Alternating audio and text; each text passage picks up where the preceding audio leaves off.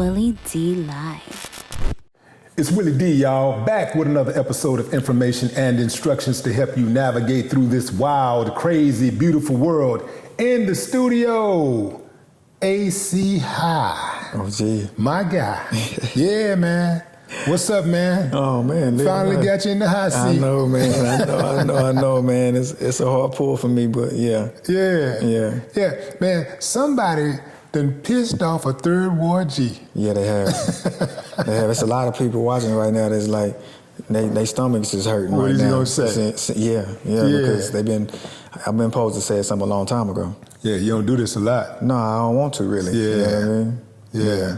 That's not G shit. Yeah, that's right. That's right. What are you most pissed off about right now? You know what? I won't say pissed off. It's just a complete understanding of what's going on. Okay. You know, so I've been here before.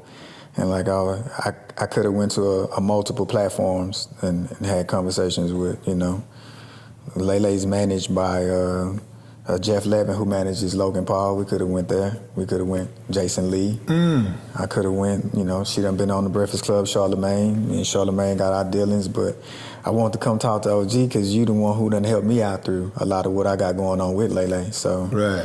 And then one of the two other conversations we've had, you told me that a lot of the people when they're in Houston and they get big and leave Houston, they never come back or bring back anything to Houston. So I didn't want to take this and go to anywhere else. You know what I mean? I want to come back and bring it to OG.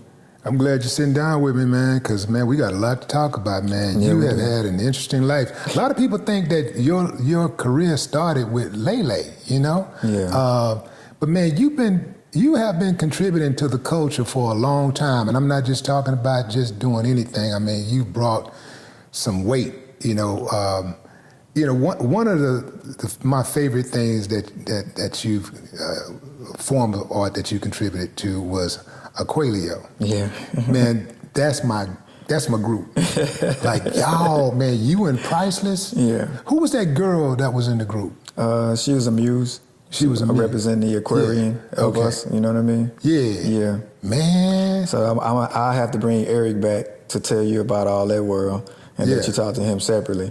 But, okay. You know what I mean? But yeah, it goes really, really deep. The rabbit hole is deep with us. Man, y'all was spitting. I'm talking about spitting, man. It's, you know, and that's the thing that really pissed me off about music oftentimes is that, especially hip hop, is that this generation is not going to get the best of what their generation has to offer. They're going to get some of the best, but they're not going to get all the best because there's so much trash out there in the way. Right. Like, if you and Priceless had come up in the era that I came up in, everybody would know. Right. Everybody would be on it, like, because the cream truly did rise to the top. Absolutely. In those days. Absolutely. That was something you said. Man, what was that you said? You said a lot of shit, but it was one of the coldest days that you ever said was that, you know, don't come in my face telling me, you know, I'm the shit. Yeah, and turn around and then turn around and and whisper some hoe shit. Yeah. You know. You're talking about what's really going on, and that's the freestyle that actually crossed us all the way over into every demographic across the nation when we spit that one.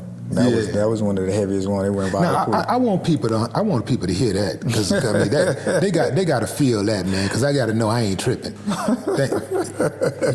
You said, oh, there you go. You said, don't come in my face and tell me my flow sick. Then wait till I turn around and whisper some whole shit. Yeah, that happened a lot. It's a lot of artists out there that's like that, right? Well, it's only in Houston. Nah. Yeah, from what have I experienced, because when I got to the A, everybody lifted their hand up and handed me out. Well, you know, they do say that a prophet is least loved in his own home. Absolutely. Know? Yeah. But that's why I say that, though, just because I was real, you know, close with everybody. Yeah. It wasn't because we didn't have the skill that we didn't cross all the way over. We had the skill. T. Ferris to say we was ahead of our times, and so a lot of the people in the community say that we were ahead of our time. I don't think that we were ahead of our time. I think that everything happened right on time. I think once I saw how it was going, I no longer had anxiety once I started to see certain patterns. I was like, okay, cool. This music that we have is timeless. We'll be able to come back and do this whenever. That's true. So that's why we put the face paint on, because everybody have their own cross to bear, and we were really artists. So You know, that wasn't face paint, that was war paint. that's right. Absolutely. Absolutely. Yeah. And we wore it, and we said the things that nobody wanted to say. And we did it for a long period of time, and we kept having success, and then, you know how it go, you get blackballed. Did y'all do the war paint before or after working with Strange? We did it after Swisher House. Okay. Yeah, we went Swisher House first. And then we had a real hot song out called Cadillac. Mm-hmm. But we were young in the game then, and we didn't know that you needed to go buy the beat. Right. So we didn't have any paperwork on that song. Right. So we went to the studio, had the producer do the beat. We had the sample, we had them sample it. It was our own creation and everything. And then, you know, I don't necessarily know exactly that went behind us and bought the beat. But the next thing we know, that song ended up on The Day Hell Broke Loose 3. And then Young Jeezy put it on his Can't Ban the Snowman project. So when it took fire and it had flames and was finally, because you know here it's a car song, it went Steel Tipping with Slim, Paul, and Mike. Then it went Sitting Sideways with Paul, and then we was up next with Cadillac. Mm-hmm. But Cadillac, if you knew what Steel Tipping did, and you knew what everybody went crazy for Cadillac. Mm-hmm. You know what I mean? They really, really wanted that song. And so we never really got, you know, what we should have gotten from that song. Right. And then that left a sour taste in our mouth, and we recreated ourselves again. And then once we recreated ourselves from that, because we didn't necessarily, we wasn't necessarily signed to Swisher House. We was with Warner Brothers Asylum. And Todd y'all was doing a collaboration. Yeah, they wanted us to be promoted through Swisher House because they was the most popular in this region at the time. So we was going to get upstreamed and everything, but it just got real messy once they did us like that. And then Matthew Knowles started managing us. Yeah. That's before we got to N9ne and Strange. And then that whole thing went crazy over there with Matthew. And then that's when we was like, okay, let's recreate ourselves again. Let's not stop. And then that's where the face paint came in. Yeah. Speaking of paperwork, has there ever been a deal put in front of you that looked good on paper, but you surmised that this is not going to work for us? Absolutely. That's crazy you said it. I didn't want Lele to sign to Nickelodeon because I already knew exactly, you know, what was going to happen once we got to the creative part of it. And meaning that they would try to take control? Yeah, I already knew what it was. But like I said, when you see so many, I like to say patterns, and understanding, being able to have great pattern recognition for your own world is very important. Because I don't think that there's no new 365. It's just the same cycle come back around depending on what you did, it's gonna come back around. So a lot of people are not conscious of that. So a lot of the signs was read to me, shown to me, and I saw it. So I was like, okay, here we go again. I had a conversation with Tim Witherspoon, who is married to Kelly Rowland. Kelly Rowland and Beyonce are real close. So coming from Matthew Knowles, seeing all of those contracts and how that went, I already had a precursor to what was gonna happen over here with him. And he was trying to tell me that we don't have a music department at Nickelodeon. Lele will be the first artist with music. And I'm like, that sound good. That sound good. And but at the time, I'm already making 140, 150K a show independent, just touring, doing Man, y'all was getting that kind of money? Yeah, because I learned the game from Strange, from Tech. Ooh. So which is the merchandising game, meet and greets.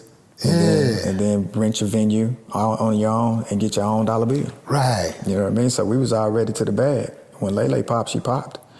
Yeah. And so, but at first they didn't know that she was connected to Aquelio. Right. They just looking at and I mean that's a reasonable assumption. I mean, because Aquelio's music was very dark at times. Yeah, absolutely, right? absolutely. So if I didn't know, I would be like, I wouldn't know. Yeah. So how did you go from being able to write such dark music and then stepping into the light with enlightenment with that Lele movement? Well, how did you do that so seamlessly?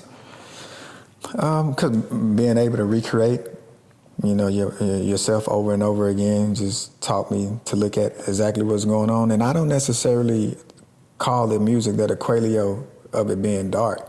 The information, they just didn't really want us to talk about certain things that questions of, goes at what they want our demographic to follow. And we was counter to that. So, where it's dark is where the light is. You don't see light unless it's dark. So right. When it got to Alea, I just was being true to who she was. I was out of my way. I had already killed my ego.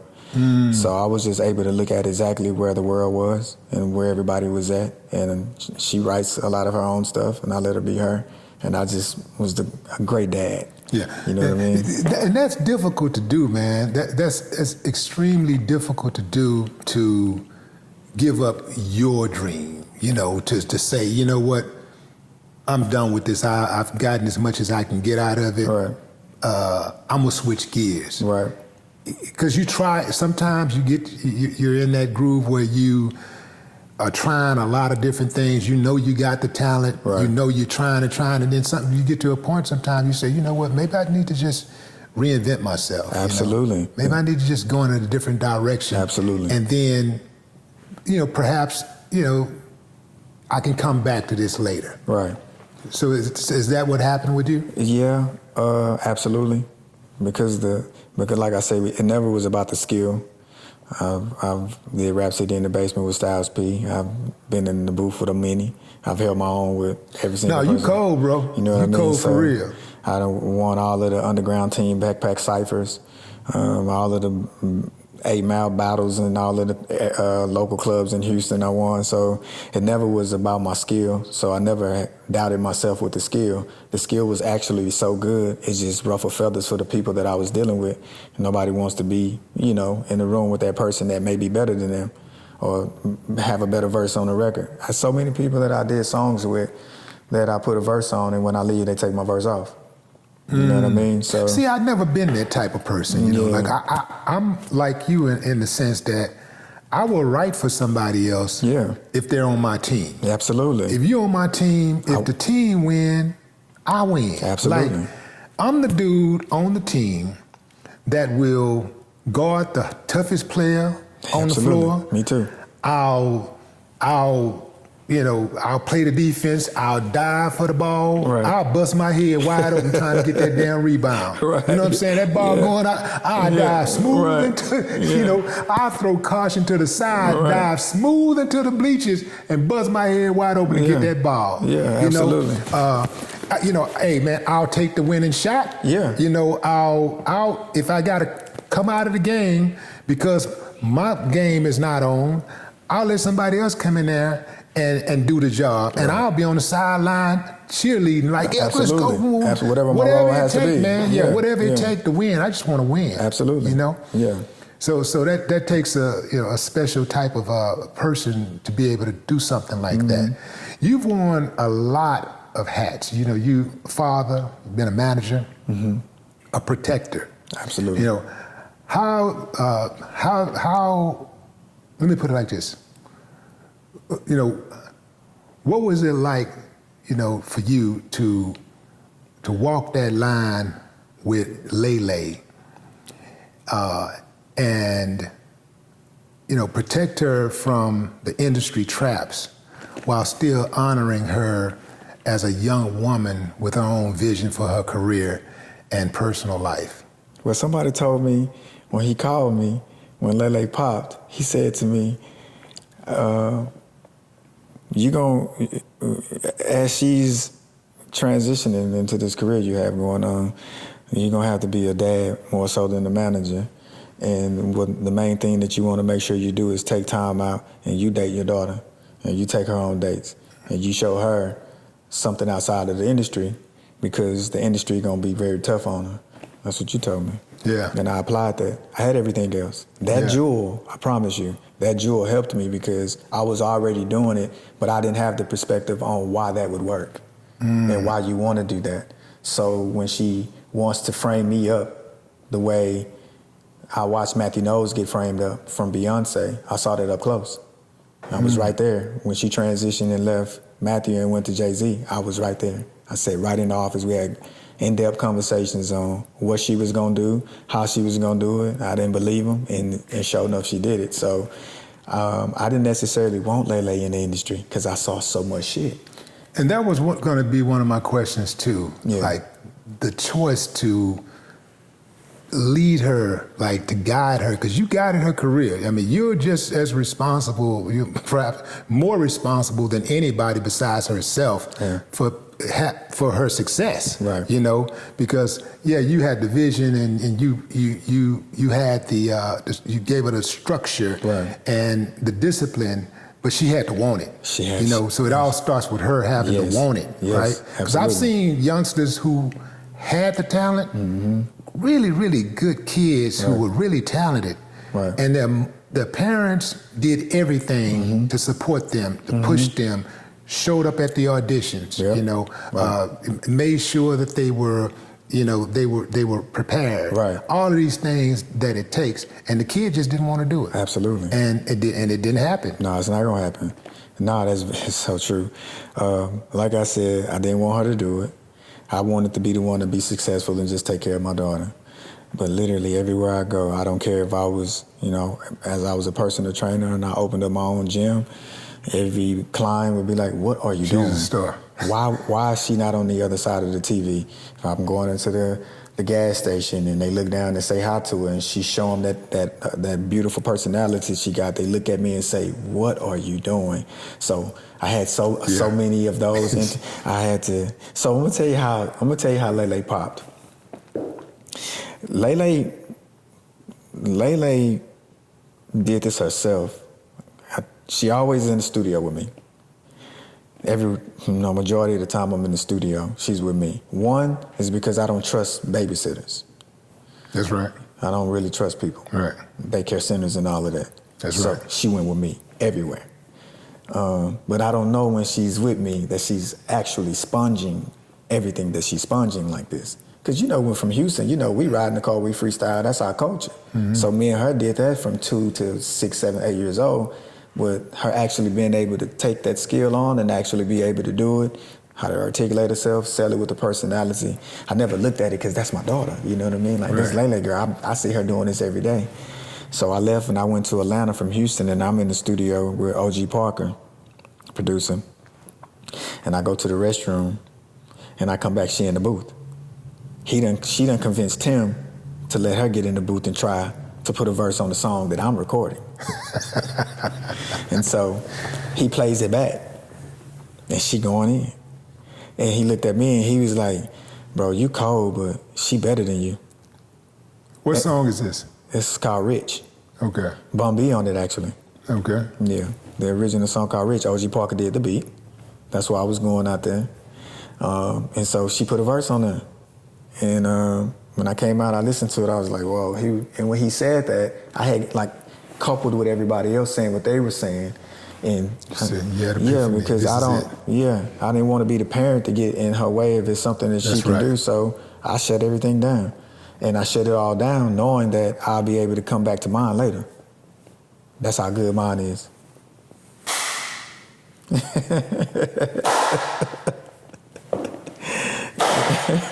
I ain't got no problem with that, man. That's beautiful. You know, I always say that. You know, I know a lot of great men who are horrible people. Right.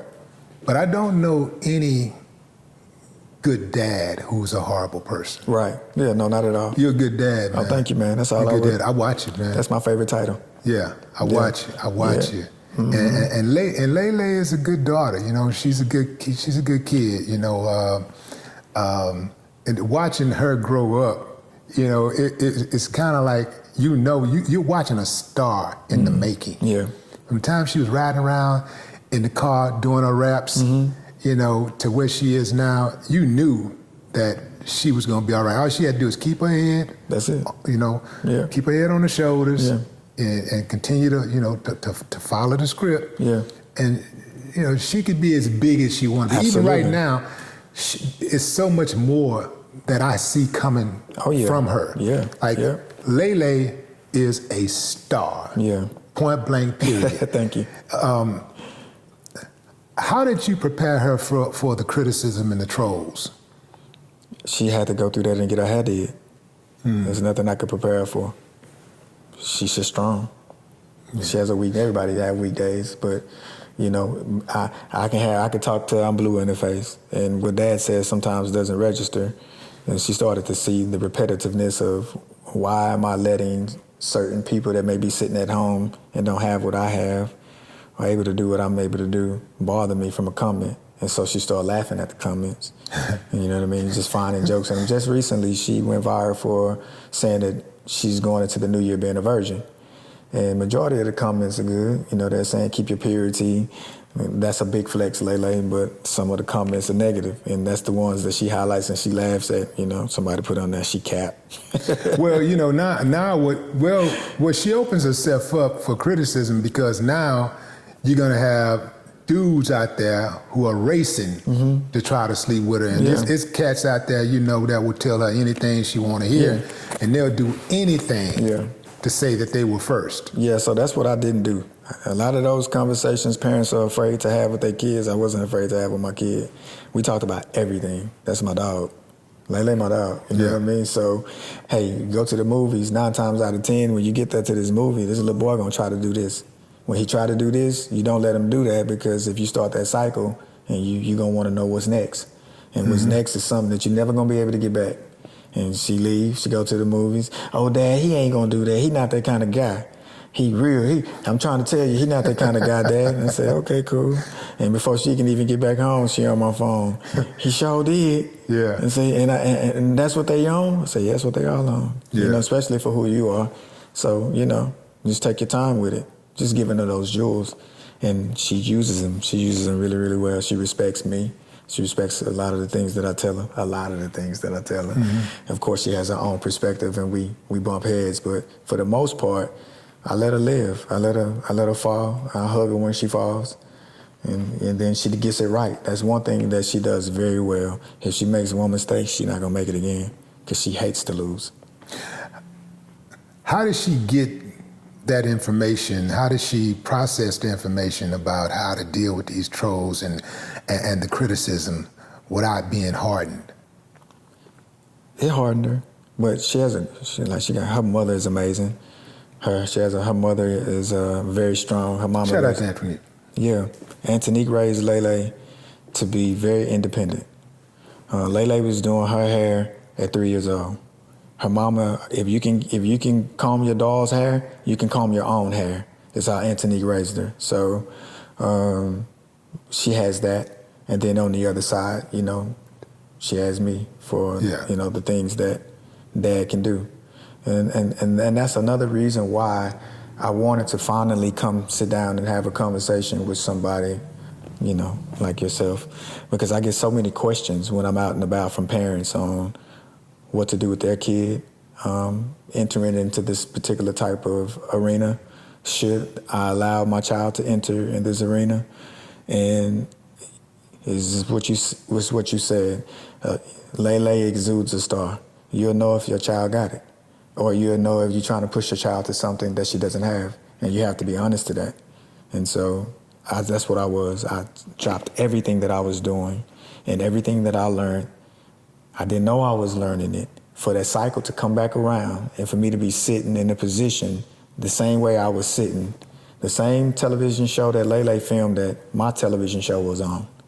So majority of my world has happened like that. And when I'm talking to the Charlemagnes or the Jason Lees and these people, I'm telling them the same thing I'm telling you. I followed an alignment. I followed a particular type of pattern recognition that I don't question, because I know that if it's happening again, it's happening for a reason. And the reason why I'm able to see that so crystal clear is because I eat certain things and I don't eat certain things, and my gut intuition is squeaky clean, and I go off of it, and it works. If it hadn't worked, why would I go against it? You know what I mean? So that's where I've been able to sit, and she has it too. Yeah. But one of the things that we know that you eat is salmon. We know you eat salmon, we know you like potatoes. Yeah. I saw a video that you posted about a year ago on Instagram where you were preparing his potatoes and salmon, and you was rubbing the salmon like like you was rubbing a woman, you know, like rubbing I on wasn't a woman even paying attention to that, but the women went crazy and was like, I want you to rub me just like you rubbing that salmon. Yeah. But that's how I marinate my fish. That's it. You know what I'm saying? Man. I ain't done another one. If it was, you damn near you could damn near take you could damn near produce a course on cooking where you like really get into your cooking and really Right. treat the food as if it was a person. And you I was like, I treat the food with love, like I would like for it because to his treat my love body. is going into your body, Yeah, right? we full functioning off gardens. You know what I mean? We ain't gardens at my household. Yeah. All our produce come out our own yard. We planted the seed for that produce. You know what I mean? Our chicken eggs come from our chickens. You know what I mean? So that's how we've been living for a long period of time now. And You know, you got to these days, man, because I just covered a report about 2 or 3 days ago where they're now putting forever chemicals in our food. They've actually legalized forever Absolutely. chemicals. absolutely. These uncivilized mutts Yeah. are spraying our food crops Absolutely. with forever chemicals. Yes. Yeah. Our government is allowing this to happen. They know that these chemicals are going to kill us and give us chronic illness. Yes. So this is the conversation. This conversation that we're having right now is what Aquelio put in their music 15, 20 years ago. Is why they blackballed us. Because we are already knowing this moving this way. We are already knowing this, is that our demographic, and I'm only speaking on our demographic because the melanated one has a lot of strength. We're starting to see it come across all feeds. You're seeing it all of people talking about it on all type of podcasts on how strong the melanated one is. Well, the food is the number one source for this. And if that's the blind spot, that blind spot right there is because people have have to go to work. And when they get off work, they go on to what's readily available. They don't have time. We don't have our own land, so we can't grow our own stuff. So that's what we were saying in our music then.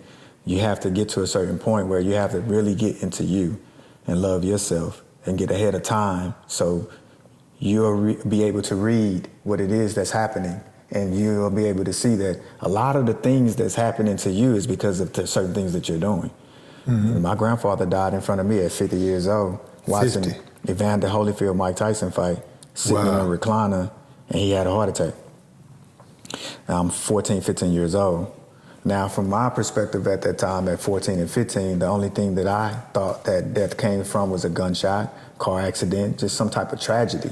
Well, what happened to Papa? How did he just sit in a chair, go into cardiac arrest, lay down on the ground, they try to do mouth to mouth, he don't come back and he's gone, he's no longer here?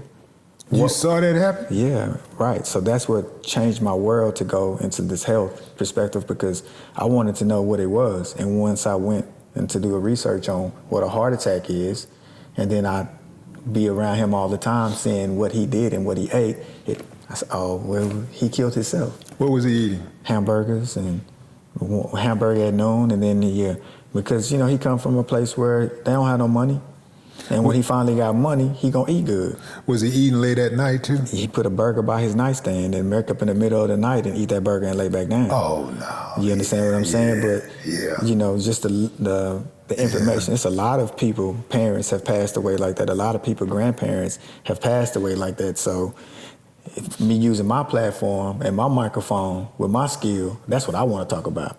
Yeah. So when they hear us talking that way and speaking well and actually getting people to love it and buy into it, they shut us down. Yeah. Ain't that cold-blooded, man? They'll shut you down if you try to save the people. Yeah, absolutely. But as long as you're giving the people bad information and you're leading them off a cliff, right, they'll let you shine. Lele going through it right now. She can't get a feature. What? Nobody wants to do a song with her because all of their content is so negative and she's so positive. And they don't want to hurt their brand. I don't want to hurt her brand. And I'm like, art is creative. We can come up with a song where you're not going to hurt her brand. Bun B did a song with her. Right. Young Dolph did a song with her. Right. Kiki did a song with her. You know what I mean? You got certain, but the females, only one female have, or two, but one I love, Mona Leo. She did a song with her, but me and T. Farris tight. Well, I was about to say, what about Megan? Me and T. Farris. I mean, I know her and Megan, shit, they twins basically. They look alike. I was gonna ask you about that too, man. Yeah. Megan and Lele look very similar. Yeah, they do. Like, yeah. Lele. Yeah. How old is Lele? 18? Lele 18. Megan is 30. Mm-hmm. You're 40. What, you 44? You 44. Yeah, that would have made you. When did you start getting active? 19. At 19? Yeah. Okay, all right, so you're not Megan's daddy. Mm. Okay, I'm just trying to figure it out, man. No, they are a lot I saw of like, Megan, yeah. and by the way, man, I'm so proud of our young women from Houston. Absolutely. Lele, mm-hmm. Megan, absolutely. Beyonce, absolutely. all of our women, man. Lizzo's, all of them. Yeah, Lizzo. We ain't got just all right talent. Mm-mm. We got the cream of the crop. The cream. We got the cream of the crop, baby. Cream. All you know of what I'm saying? Go. Yeah, I'm proud of those girls. Oh, me too. I love them so much. So when I Yeah. don't press it, that's why you never heard me say anything about it. I'm just speaking factually. I don't necessarily agree that they haven't done a song with them. Yeah, okay. Because me and you understand how difficult it is to get from where she started, Lele, to where she is now. And we need help to keep it going. Yeah. Especially when, okay, talk about what you want to talk about in your music, but give us a balance. Yeah. Give us an opportunity to have something positive for the kids to listen to, which Lele is. When the parents want their kids to listen to something positive in that space, they listen to Lele. But Lele struggled for a long period of time with should she curse in her music, because she's saying that my peers don't want to hear me. When I get in the car with my homegirls, they want to hear, Lotto. They want to hear Sexy Red. They don't want to hear me. Man, that's got to be a lot of pressure, bro. Yeah. It's got to be a lot of pressure. Because the trip part about this society that we live in, there's the duality of doing the right thing and being positive, mm-hmm. and then doing what sells. Right. Doing what's popular. Right. Not to say that being positive is not popular, but if you look at the talent overall, and you look at the people that are on top, most of them are doing music that people might say that, that ain't made for work. I can't play that at work. I can't play that at the family reunion. Right. That's got to be tough, But here's the cool thing about it, though, is that she has room to grow. Mm-hmm. I think that, there's a similarity. I was about to make this similarity with Lil Wayne, because Lil Wayne started off clean, right? But the advantage Lil Wayne had over Lele is that Lil Wayne started off rapping on tracks with other guys, grown men that were cussing and going on. So he was kind of like, blended into the culture already. He was looked at as if he was over there. Yeah, and he already, even without cuss words, was better he than sounded everybody. gangster already. You know what I'm saying? He already sounded like a really, really, he had the street thing covered. Absolutely. But Lay hadn't been part of a collective or anything where other people were doing more street type of stuff, and where she could easily blend with that, and people can see her graduating toward that. Right. But even so, Lil Wayne, even to this day, he don't do a lot of cussing in his music. Very creative. So, it's like Bow, though. Bow Wow, too. A lot of the older guys came in and did records with Bow. It was a lot of those guys when he was young, the Snoop Dogg's and the Jagged Edges and all of those guys, they did songs with him to help him transition over to all demographics, all crowds. So, that's right. What I mean? And Will pulled it off, too. Will Smith pulled it off. Absolutely. Yeah, so we had a couple, but, this generation is a little different because we have phones in our hands.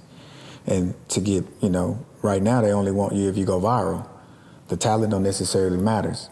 If you go viral, you get a deal. If you go viral and you on 7 to 9 different platforms and your followers go from 60K to 2 million, you're gonna get a deal. Well, I say just keep it hot. Yeah. As long as Lele keep it hot, she'll be all right. Just keep it hot, because at the end of the day, this is a very much of a following type of culture. Like the entertainment is a microcosm of that. The entertainment industry, very much made of people who follow. For example, somebody go out and make a song, and the song is, talking about cars or whatever. Next thing you know, everybody got to come out with a song about cars, right? You make a song that's a certain tempo, then everybody's trying to match that tempo. If it becomes a hit, everybody's trying to match something like that, match that tempo. Absolutely. So I say, make sure that whatever she does, that is hot. Absolutely. Keep it hot, and also, Lay, she has global appeal, so she can work with artists outside of the U.S. Absolutely. To continue to blow up the spot. Absolutely. She don't have to be stuck to just. And she got time. Yeah. And that's what I'm telling her right now. She about to get ready to put out a movie. I show the trailer, let you see the trailer, so we can show the people the trailer. That's gonna be dope. That's definitely gonna elevate our status. Yeah. It's called That Girl Lele Grows Up. That Girl Lele Grows Up. Yeah. Well, no, now the premiere. What's going on with the premiere? The premiere? Yeah. That's what we're doing. We're getting it all lined up because I need to be there. You're going to be there. I need to be there. Yeah, we're going to be there. Yeah. We're going to do one in L.A., New York, Houston, and Atlanta. We're going to do premieres there. So we're going to do it big for the city. It's going to be dope, So I'm going to probably come to the L.A. one and the Houston one. Okay, cool. Yeah. It's going to be big. She wrote a lot of the script herself. It's real life. It's going to follow her through high school.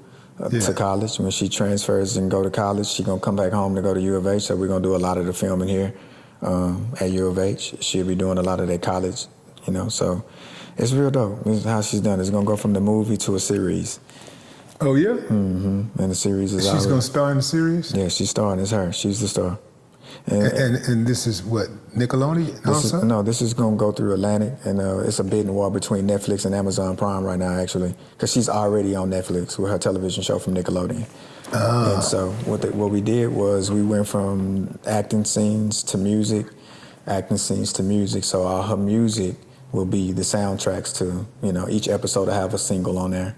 A lot of the music that she's about to get her to release on the top of the year are already integrated in the movie. That's the vehicle that I created once I saw that she was a triple threat with dancing, acting, and being able to rap the way she does.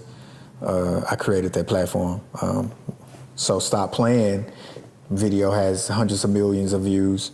Jazzy Faye is the principal in that. At the end of it, it says to be continued. Shout out to the homie Jazzy Faye. Also on his health journey. Yeah, absolutely. Yeah, absolutely. Yeah, absolutely. So he ends that music video, Stop Playing, and so we pick it up from the end of that music video to him opening up the movie. So it continues from that music video, Stop Playing, going into high school. So it's real dope, Yeah, that's good. That's good. And that's how she bring the people to her. She don't have to go to them. People just want to just latch on to something successful. So as long as she stays, successful, continues to rise, it's gonna happen. They're gonna come to her. And here's Absolutely. here's the thing too.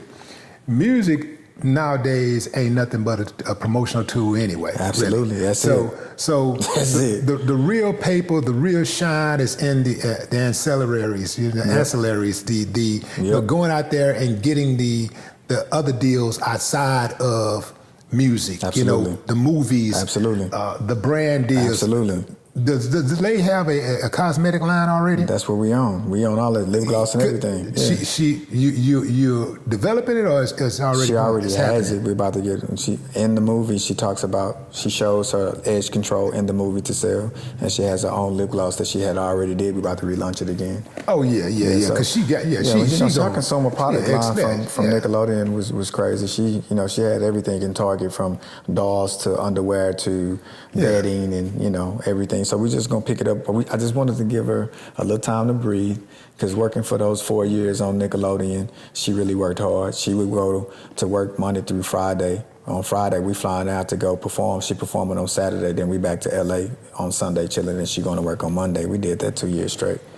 So just to be clear, are you no longer managing Lele? I manage Lele, yes I do. You still manage her? Absolutely. But she's with a management agency also? I just have someone else managing with me. She has 2 managers, you know. Okay. Yeah. Right. Yeah. Okay. And, you know, I don't want to be in her way or stopping for certain things other people can do, certain things that I can't do. Right. Yeah, so I allow that to breathe their way. How hard was it to bring somebody else on? It was hard. Yeah. I don't trust nobody. That's right. So I let the signs tell me. Like I told you, how this guy came about is, you know, I was talking to you about we heavy into, you know, astrology and just, you know, science and just being able to let the universe show you something to say, okay, cool, I seen that before. And that's what he did. This guy that manages N9ne is out of the blue. He sent a book that's you have to be into that world to know that. And he sent a page out of the book that I have, and they let me know. That's all I needed. And he's helped me get into a lot of different spots that I couldn't get in myself. You know what I mean? So that's how I've lived for the last 15 years. I let the universe tell me how to move, and I move. Well, explain this, the Tekashi fight. Y'all was squabbling at LAX. Well, you got to protect yourself. You know? First of all, yeah, and that, by the way, the video just resurfaced and it went viral all over again. Yes, it did. Like, how did that whole thing come about? Like, how did those events unfold? We was dropping our sisters off at the airport, All-Star Weekend. Now, who is we? Me and my main man, Eric Eugene. Okay. Eric Mitchell, Priceless. Priceless. Yeah. Yeah. That's my road dog. We was out in LA and you know what's crazy? This is a true story. We rent a Cadillac. I drop my phone when I get in the Cadillac, up underneath the seat. I got to get out of the car to look for my phone. When I go underneath the seat, I see those 2 spheres things that people use for meditation. Mm-hmm. They were underneath the seat. So I get them and I'm like, what the hell? So he was like, give them to me. So I gave it to him. We go on by that. So this whole time we there, he got these in his hands and he's just, because he gets irritated easily. And my sisters was irritating the shit out of him. But because he had this, he was able to, you know, stay calm. But they don't know that all that ratchet music that they wanted to listen to, while you know how they want to hear that, he don't listen to that. His vibration is, you know, he sets his own frequency. So they was irritating him. So he was so excited to drop them off at the airport. And when we were dropping them off, we see Tekashi, and he was like, man, it'd be so crazy if a fight or something jumped off. He said this to me as we were dropping them off and we leave. Not thinking that y'all were going to be part of the fight. No, right? So when we dropped them off, they missed their flight. So we have to swing back around to pick them up. And when we swing back around to pick them up, Tekashi's entourage is talking to them. So when we get out of the car to help them with their bags to get back into the car, they think that we're their niggas, that we trying to holler at them and that we're their boyfriend or whatever. So they start being disrespectful to Eric. And you can't be disrespectful. He's just one of those zero tolerant type of guys when it comes. I mean, you know, they was bad mouthing some crazy shit.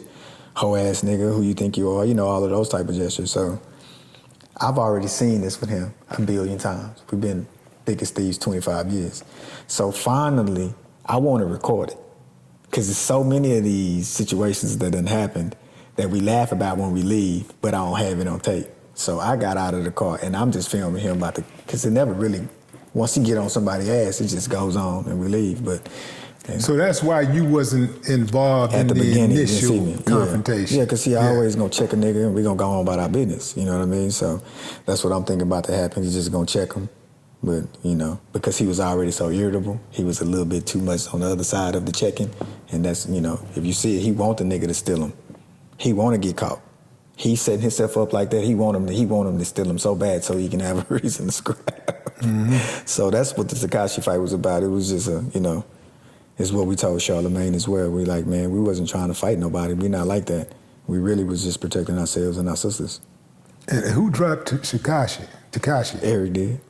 Yeah. Yeah, while he's running around here talking all this crazy stuff about not getting dropped, he got dropped.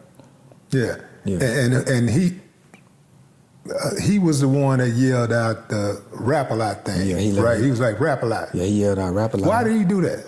Because that's where we from. We from here. We Right. ain't no other label. Just being proud of, That's it. just There's being nothing proud else. of. There's nothing else. Yeah. That's where we from. That's what we've seen. That's who we, me and Red Boy real cool. Rico, he the one who took me to Tech-9. We rap a lot family. You know what I mean? Like okay. that's our family. So it was just off of instinct. You know what I mean? Yeah. And where you come from is what you rep, and that's what we rep. Yeah, I got you. Mm-hmm. Yeah. Okay, make a lot of sense right there. That make a lot of sense. But we put rap a lot on the radar, though. Yeah, we had to go talk to the head people about that. Yeah. What Jay say? Jay said, man, we trying to get people up off us, man. We don't need y'all screaming. No, he said like, we trying to get them people out. Yeah, man. Yeah, hey, man, y'all gotta keep that cool. And we was like, all right, man. No disrespect. It was heat of the moment thing. You know what I mean? Yeah. We wasn't expecting it to get that way, but like we say, everything happened for a reason. Yeah. Man, who taught you how to be a man? My father. Yeah. My dad. And what was that relationship like growing up? I was off and on with my dad my whole life. My mom moved from Dallas. I'm from Dallas. Oak Cliff? Oak Cliff. That's my hood. Yeah. Shout out to Oak Cliff. I went to Dallas Kimball, T.W. Brown, middle school, So my dad and my mom was stealing me from each other. My mom would drive from Houston, pull up in front of the middle school, elementary, as I'm walking in and getting dropped off, scream my name, I go to the car, she drive me back down to Houston. That's how my life went for about till I was 15. And then I went on my own. So they didn't kidnap you, they stole you. They just back and forth, you know what I'm saying? But so before I become a man in this 2-year stint, because the most pivotal time in my life I was with my dad was from that 13, 14, 15, 16 time frame. And that's when my grandfather passed away. I was talking to you about that. But in that time frame, I'm in high school, and my dad has always been strict. I went from being in the SWAT, the beach net, being able to go everywhere, ride the 4 beach net down all the way up to getting to Dallas, and you can't go out the front yard. You know what I mean? So you didn't really appreciate being with your dad? No, of course not. You want to be at your mama's house where you got free reign. She let me do whatever I want to do. Yeah. You know what I mean? So that's why I say my father taught me how to be a man, because that strictness that he had, that militancy that he had, I didn't know I was going to need that later, but he did. You know what I mean? So when I'm in high school and I have a party that I throw at the house, and he see the guys that come to this party, the next week they want to throw a party. I say, I'm about to get ready to go to a party with the guys that was at my party. He say, who? I say, Brian and, Covey. And he's like, no, you're not. I'm like, what you mean? We're in the car, driving to the actual party. And once I said their names, he spent the block and took me back home. Because he didn't talk to everybody at the party. And he know who was who and who was about what. I'm a knucklehead, I don't know that. So when that rolls over to me in real the world, when I get back out here by myself as a grown man and certain people want to do certain things, I just took that same advice. When I got to 3rd Ward, it was guys wanting to go to the Sears on Main and steal out of the stores. And we on the bike and they like, hey, we about to go steal from Sears. Well, I turn around and I go back home because I could hear my dad, nah, that's going to get you in jail. So, my dad gave me all of those pointers that I needed to at least stay out of trouble, to walk a certain way with my dad. Yeah. When the money and the attention and the opportunities started coming faster, how did you stay disciplined to make sure that you didn't fall for the okie doke, and how did you apply trust in dealing with people in this business? I can't stress it enough. I promise you, I can't stress this to you enough. The universe has showed me so much by me being able to have a particular diet, eat a certain way. It shows you exactly what to do and what not to do. So I never really had any type of anxieties when it came to making decisions. I already knew what it was. And if it got taken from me, I knew it got taken from me for a reason, that it was something else on the other side that I couldn't see. And that's where the patience came in from, when a lot of the parents asked me, okay, so if there's any advice that you can give me right now to help me and my family or my child that wants to be a YouTuber like Lele, what would you say? So you have to really have a lot of patience, and you got to understand how to communicate without having tempers. That's the main two things that I tell everybody, because I mean, you know how this industry is crazy. It'd be one minute you up and you about to pop and you think you about to crack, and then it's snatched from you. So that's what helped me to be able to do what I needed to do for Alea, because I had so many almost moments. Almost. Matthew knows. But let's do a showcase in Sony in front of Beyonce. You about to be the next big, and then it doesn't go. I get kicked off the label for getting into an argument, riding down to South by Southwest with Solange and everybody in the van. I lose that. Who you get in an argument with? Some of the producers. They was talking about an outfit that I had on during Fashion Week that Matthew knows flew everybody out from Houston to New York to perform in front of Sony to try to get Aquelio signed. And our outfit was a little, much. And so when we got back to Houston and we was going down to South by Southwest, they was letting us have it. And so that whole time I'm quiet. I'm not saying anything. I'm just letting them get their ranks off. And I couldn't take it no more. And then finally I told one of the guys, your girl, she won't stop texting me. You know this, right? Like, every day she's texting me, and the whole van got quiet. So when we got back to the label the next day, they told them this is what I said, and I got kicked off the label for that. Let's go back to those outfits, man.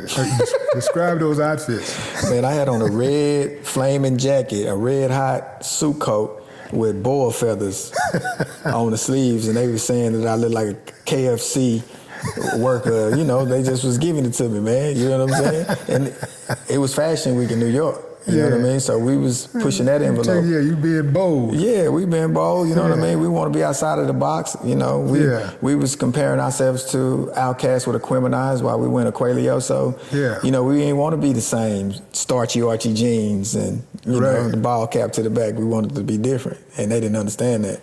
Now, when they cracking on you, is everybody on the bus? Is Solange laughing too? Everybody going crazy. Everybody's They going in, laughing. Yeah. And I say one thing.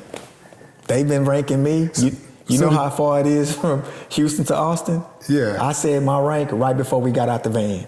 Right. They've been jonesing me this whole time. Yeah. So that's when I learned that me, just as a person, I can't do certain things that everybody else can do. You know what I mean? Once I saw that my light is bright, and everybody was already like that, because the seat that they wanted, I had. And I just couldn't see that perspective at that time. Like, Solange was our MC. She hadn't put out no album yet. Our band that we had, she took our band from us, and she used our band for her first project. So when we say we've been ahead for a while, you know what I mean? You know what, man, shout out to Solange, man, because Solange is... If you could look up, stay ready so you ain't got to get ready, that's Solange. That is Solange. I argue with whoever. A Seat at the Table is one of my favorite albums, top 10 favorite album. I listen to it all the time. And she's ingenious with that. She got it. She's a real, and she knew she had it. Solange has a friend named Colleen. Colleen is a singer from Houston as well. And Colleen and Solange was best friends when they were younger. Colleen family owned French's, the Crusoes. And they used to call me, because I'm the only person around known that's doing music, to bring them beats and stuff like that. So that's how I first came about with the Knowles family and all of those. When I was younger, before I even got older and got signed, I lived off Hadley Street. In the Rice building that Matthew Knowles bought is on Hadley. My house that I grew up in is 4 blocks down the street from the actual Music World Studios. So when I'm talking to you about how everything comes back around again, I saw that happen so many times, where when it come back around, I already know what decision to make, because it wouldn't be coming back around if it wasn't in your alignment, you know what I mean? So, but you have to be conscious, because a lot of the times when a person is unconscious, they don't remember the decision that they made. So they can't see that reoccurring pattern. They don't see it. They have expectations of what they think they're going to make, and they never make that expectation because it's so far-fetched, versus this practical thing that they do every day is why they are where they are. I was conscious of that practical thing, and I knew where I was going, and that's where I'm at right now. Where's your father? He in Dallas. Still in Dallas? Yeah, he's still in Dallas. Yeah. What's the most valuable lesson that he taught you? I know he taught you a lot of discipline or whatever, but... Not to do drugs. Not to do drugs. Because crack took his life. Your dad, the disciplinary, allowed crack to get at him? The night that my grandfather died. He had been smoking weed, but he stopped for about 3 or 4 years. And then him and his dad had just became cool again. They hadn't been talking for 2 years. So that night that he was over at the house to watch the fight with us was the first time Papa had ever been in our house. So they was working on their relationship. So it hit him hard when he died. So that night he went out to get high again and somebody laced his weed with Primo. And he was a crack. Then he got hooked. Everything that we had, that we was up, and that's how I got back to Houston. My dad he went that route, got on drugs, it took his world, and I got to see this man that I respected so much, that I loved, that, I saw him get up and go to work. He was a mechanic. He was a master mechanic. He can take apart a 18-wheeler motor to bleeding the brakes. He was that guy. He self-taught himself how to work on cars. So he worked for U-Haul. He was a master mechanic for U-Haul. We ain't want for anything. Yeah. The biggest house in the cul-de-sac, 2-3 cars, 4-wheelers. I watched all of that we had be gone within 4 or 5 months to crack. And then I had to move back to Houston with my mom. Right. So that's the biggest lesson that he taught me, was seeing what that world was about up close and personal. And I was so sensitive to certain things. You know what I mean? So when the Quailio started doing music, that was when our campaigns was against anybody that was about selling drugs and stuff like that. Because I just saw what happened to my dad. In our communities around the world, that, you know what I mean? Like, that's the only thing that they really let in that music, that pestilence, that low frequency. When you get to speak what we was speaking about, they banned us, but they still allow all of this other music to be played. That's why we were so crazy about going against it. And that right there should let us know what they think about us. That also should let us know what we should be doing, because we, for the most part, all of us know right from wrong, just on a rudimentary level. We know right from wrong. So when we take a look at what's going on with our music and our entertainment, and we see all of the low frequency stuff out there being so pervasive, then and then we look at the other stuff out there where people are having to work 10 times as hard to maintain their integrity and have some type of high level of character, right? Right.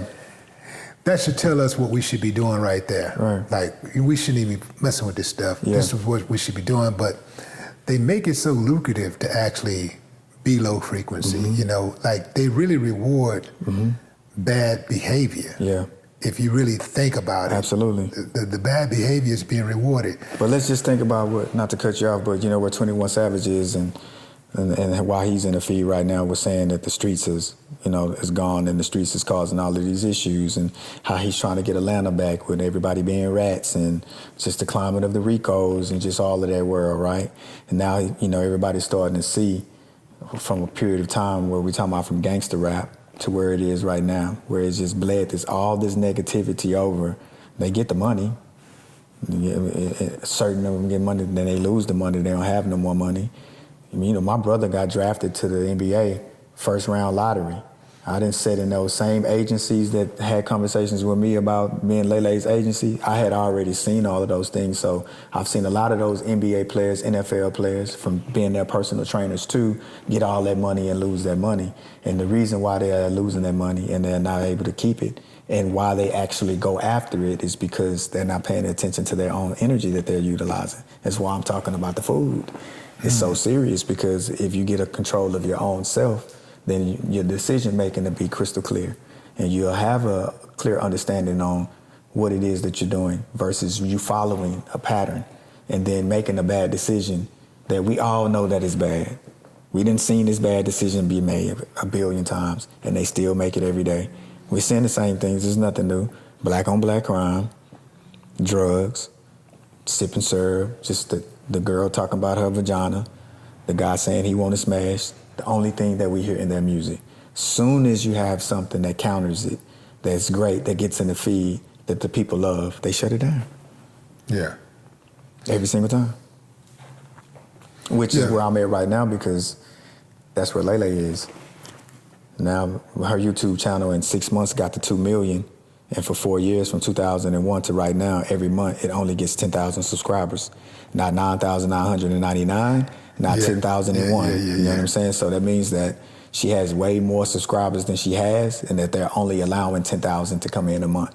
Because when we blew up so fast, and we was crossing over, and we didn't need nobody. We was self-efficient, and our message was spreading really, really rapid, like the message that I was about when we first started. They shut us down.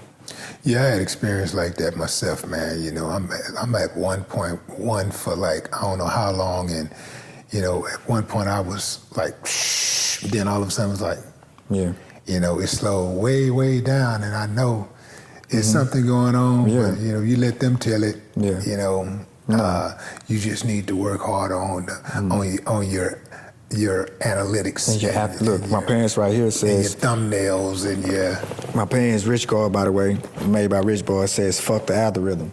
You know what I'm saying? Custom, because that's some bullshit. I watched Lele. I watched it go from 223 followers. You know what I mean? 223 followers on her little page that I'm posting of her doing her little dance competitions, to the freestyle video going viral, and then it skyrocketed to the millions. We watched it. Just when it's open, before they touch it, what happens? And it's only our kind, because the other one's 63 million, 100 million, 200 million, 300 million followers. And you mean to tell me Lele done been on Netflix across the world? I get calls every day, because I got a number like Mike Jones got, where the kids can call from Dubai, South Africa, Australia. Every day I get a call of a fan from that girl Lele, and she only has 2 million followers. Doesn't make sense. You understand what I'm saying? So instead of me, you know, getting on the phone, like, that frustration can cause, because I have to hear my baby question if she can keep going, or should she keep going. Why do you want me to keep going to do YouTube, Dad? If they shutting it down and we're not getting money from it, and we're not gonna get paid from it, why do you want me to keep going? Well, what you just said, you gotta keep yourself hot, Lele. You gotta keep yourself in the feed. Well, Dad, they can't even see the feed. So that's why I gotta come have a conversation with somebody now. You know what I mean? And I'll tell you what, Lay, you gotta keep going, Lay, because 2 million subscribers is a lot of people. That's a lot of people that you can get in front of. And anytime you have that many people at your disposal, you know, that many people that you can reach out to, you can automatically just jump online at any moment, go live and say, hey, 2 million people, this is what I think about this product or this service. You're gonna have brands that are looking at that saying, oh, okay, well, yeah, let's do something. If the feed is open, if the feed is down, then you can't get to those people, then that's the problem. You understand what I'm saying? If the feed is open and you can do so, then yes, but the feed isn't open. She went and created a Finsta, and she gets more traction on her Finsta than her original page with all of them other millions, because they don't know. It'll turn. You just got it. It already has. I'm not complaining about it. Right. Oh, so it has. So that's what happened. You just got to be consistent. It'll turn. Because I've went through it like that too. You know, I've been like that with it, and so you don't get that up. You know, you work too hard to get that. We're just talking about the perspective of an 18-year-old who doesn't understand that. Just keep going. It's gonna roll over. She ain't seen what we've seen, and 1 minute you have to makes you not type deal. Right. It's numbers game. How often do you have a great idea, a plan for Lay, and she don't buy into it immediately? Like, you got to come back. Look, I'm telling you, trust the process. Go look at any outfit that she has on. I don't care what it is. She said no first. All the music, all of that, she's against. She don't want to do it. And she got older. When she was the 11-year-old Lele girl, 12-year-old Lele girl, and she's going viral, you know, she doesn't really have a consciousness of, you know, work. And that you're overworking me, or you only want to have a conversation with me because you want something from me right now. What you want, Dad? You know what I mean? That PTSD of overworking for that period of time is why I was happy that now she got this break. She got a good break from 16 and a half to 18 right now where she's at. She hasn't been doing anything, and she's about to come back out and release all her music, and the movie that she has, campaigns and all of those things, because she had PTSD from working. And a lot of my ideas that I had sitting, when we were sitting, but I was, so many celebrities told me this in the game. If she don't want to do it, don't make her do it. Mm-mm. If she don't want to do it, don't make her do it. If she says no, leave her alone. Yeah. And that's what I did. Yeah. I left her alone. I didn't press her. If she's not gonna do it anyways, because if she don't want to do it, she don't want to do it. But I wasn't the dad to come to sell it to her and press her. Yeah. I let her come to me and be like, all right, we've been down for a little bit. Let's do a new freestyle. Then it works better. But you know, this game really is about consistency, though, and I can tell you, that was a time that I had PTSD from working too much and working period. Right. And I fell back and then got messed around and got lost. Right. So I'd rather have PTSD from working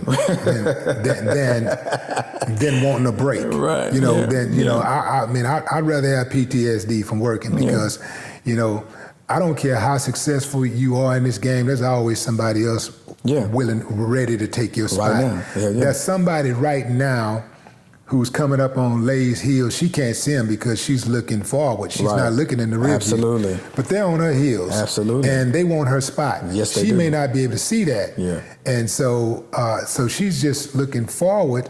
But I can tell you this, there are parents out there, there's fathers out there that want your spot. Absolutely. You know, and they're on your heels. Absolutely. And so I didn't understand that early on. Yeah. I did not understand that early on. But once I figured that piece out, I was like, oh yeah. I'm on my hustle. Yeah, I'm on it now. And if a few months ago, dude hit me up, a YouTuber hit me up, he said, man, how you put out so many videos a day? And I just started laughing. I said, work. Yeah. You know, I got to work, consistency. Yeah. And then about maybe a month after that, I revisited that conversation in my head, and I was like, I'm finna start putting out more videos. Yeah. Even more than what I had. Absolutely. I just started stepping it up and just putting more and more. I'm like, because I know y'all watching me. I know you're on the heels, and I'm glad that I inspired you. That's how Logan and Jake Paul got where they went. They went 350 plus days of posting a video every day. Yeah. They didn't miss. That's what got them on the other side. You got to have that mentality. Yeah, you have to. They don't care. At the same time, every day, they was giving their fans something. Man, I was just looking at my workload on YouTube, and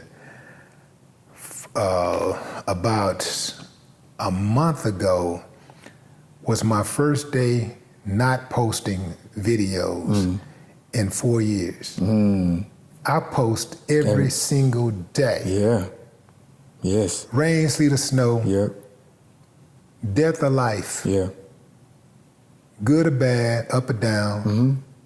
No matter what's going on, I post. Yeah, you have to. And that's why, you know, the channel is so successful, you know, because, you know, I know what it's like to take that. On the other side. I know what it's like to take that success for granted. Yes. And okay, I'm here, I'm in, and as long as I'm talented and I'm willing to work, things are gonna work out. Yeah. Nah, man, there's a lot of things that are in play that you may not be aware of, and so, you know, the harder you work, you know, the more consistent you are. There might be somebody that might catch up with you, and they might even pass you, but they ain't gonna leave you behind. Yeah, no, not at all. You know what I'm saying? Not at all. And that's where I'm here. Again, that's why it's time.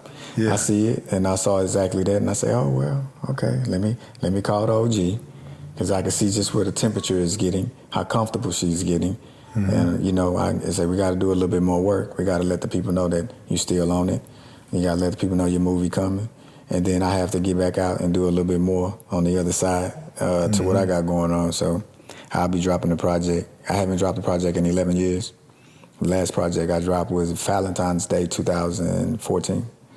Now, what's this energy going to be like? Because, you know, your talent runs the gamut. Your writing skills are vast. Yeah. So what's the energy going to be like on this album? I finally get to be myself without having a theme behind me. And so I've lived so much life, I get to really just express and talk about all the things that I've been through in these past 11 years that I've been away, that I haven't put out a project. The last project I put out was called Love, which was Living Off Vicious Evil. Yeah. Explain that album. Explain that. Hold on. Living Off Vicious Evil. Yeah. Explain that. Well, because that's the life that I was going through when I was talking to you about the relationship with Lele's mom and what happened to me. I was really bothered by that whole situation. It took a lot out of me. That relationship that you think that you're going to be with this woman for a period of time, and no matter what, she going to stick down by you and she going to be by your side. And then I got to see what the industry will do to you when you're talented. And so I got to see that there really wasn't any love anywhere. That is the opposite, actually. And what do you mean by that? What I mean by that is that word is used, it's so readily available to come off somebody's tongue, love. And majority of the people at that time period that they said they had love for me or love or I love you, it wasn't conditional, it was based off a condition. If I can give you something, then yeah. If I can provide this for you, then yeah. But just based off of me having a talent or as having this natural organic wedlock with this child, that we're going to go through some rough patches, stick by me, that wasn't necessarily true. So, before you get, I'm only 21, 22 at the time when me and Lele's mom get together, we live a little life together, and then, she separated from me the way she did. That hit me, I ain't gonna lie. That took a lot out of me. And so that's what made me go into that project like that, the way I did. Because a lot of people like to say that they are healed, and a lot of people can deal with depression and still be active, but be depressed. And because my personality is so bright and I'm so giving and I was having so much success, I didn't really see that I was depressed. And then somebody pointed it out to me, like, you kind of letting yourself go. Not bad, but you're not that bright Acie high that I'm used to. And then I really had to look in the mirror and be honest to myself about what I actually was feeling like. And then that's why I did Love, Living Off Vicious Evil. Yeah. You and N9ne are in a better space now. Like, how did y'all get there? How did y'all get to the point to where, there was not, at the very least, you guys were being civil toward one another, because you still got a child to raise together. N9ne is dope, man. Yeah. She's just dope. You know what I mean? Like when you get out of the way of your own emotions about where you are and you get to see where somebody is and what they want to do for themselves, you just let that person be. You know what I mean? And so that's where it is that you champion each other. And it works that way when you champion each other. And you don't have anything negative to say about each other. Mm-hmm. You know what I mean? You really want the best for this celestial child that you brought here, and that's where we've been at and been able to work. You know what I mean? If she needs me, vice versa. Right. Yeah. Mm-hmm. It wasn't always like that though, for sure. But how long did it take for y'all to get to that space where you actually, because you could reflect on that and say, you know what, it didn't work out for us, but she still is a good person, and she's the mother of my daughter. Lay is the only child y'all have together? Yeah. Right. So she's the mother of my daughter. Mm-hmm. And so, what gets you there? Like, what helped you get there? The fact that, you had a duty as a father, or was it just like a more like a spiritual thing? A little bit of both. And but if I'm being real, N9ne ain't always been a good person. She had a lot of whole shit going on with her sometimes, you know what I mean, that I had to deal with, that I had to get over on my own. That's why I'm saying you have to really get out of your ego. Would she say the same thing about you? Of course. Okay. Of course, she will. Yeah. Absolutely. Of course she will. I mean, but would it be true? No, not at all. It wouldn't be true. Because you can see that, you can look at Lay.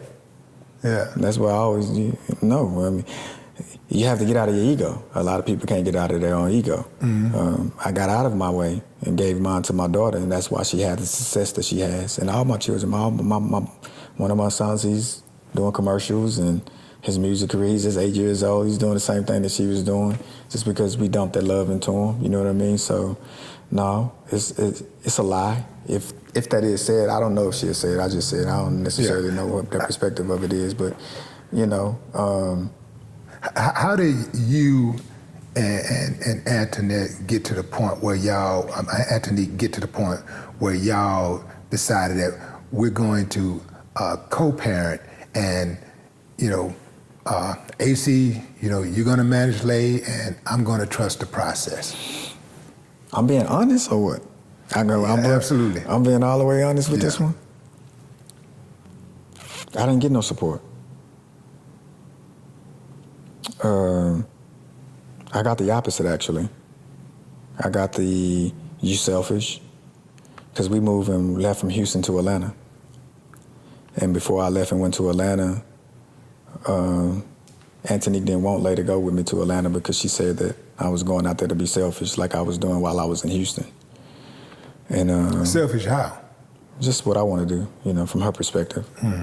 My music and chasing this dream, she said. You still chasing this dream. Every day you chasing this dream, and this dream hasn't manifested into fruition. And so, you're going out there to do the same thing. And I was telling her, like, no, actually, I'm going out there to have a better opportunity to help Alea. Because when she was with Michael Ortiz, I would tell her, hey, let's get him to shoot a music video for Lay. But she never would, because she thinking that it's something that I want to benefit off of. And I'm like, nah, Lele really has something. And y'all are in circles that can help her get further. This is when she's 6 and 7, before she gets to the 11. They're around Slim Thug, they're around all these people. I got a concept, hey, let Slim Thug do a verse about bullying for Lele. And ask Mike if he can shoot a music video. I'm broke right now, I ain't really got no bread, but that's your guy. You know what I mean? So when it got time for me to move, it wasn't necessarily in agreement. And what happened was, I told Lay, I said, hey, Lay, I gotta go. I'm gonna get it situated, and then I'm gonna come back for you. And Lele lost her mind. Was crying uncontrollably. She was like, I wanna go with my dad, mama. That's rare. Yeah. And so, usually a child, no matter what the gender is, but especially a daughter, would want to just stay with her mom. Nah, she wanted to go with me. And so Anthony let her go because Lele wasn't talking. She had went to a depression fast. And she was like, all right, I can't take this, come get her. So it wasn't an agreement at first. It was a lot of horrible text messages that I got about what was going on, but it wrote it. How often do you fall back and just reflect on your relationship with Lay and how close you are and the gratitude that you have for being her father? She saved me. Lele saved me. She saved me, period. I tell a lot of when Lele hit, the love that I have for her and me really focusing on having to be one that she depended on changed me from doing certain things that I may not have done if she wasn't here. So it's her. I can relate to that. Yeah, absolutely. I was out there, selling some trees and trying to hustle. And I was about to go make a move. And she looked at me and she was like, can you give me something to eat? And I said, well, when I get back, I'll get you something to eat. Went out in the car, and then that same feeling that I'm telling you about, this gut intuitive, because I eat clean, I got sick as a dog. And so I thought, okay, well, normally when this feeling happens, it's something bad about to happen. I only feel this when something bad is about to happen. Let me pay attention to what I'm doing. You know what I'm saying? So I thought about it, and I said, oh, well, you about to go do something you might not necessarily need to go do. What happens if you go down the street and the laws pull you over and you got to go to jail and you can't see Lele? What happens if you go make a move with this and somebody stick you up and try to take your work from you and you can't be for your daughter?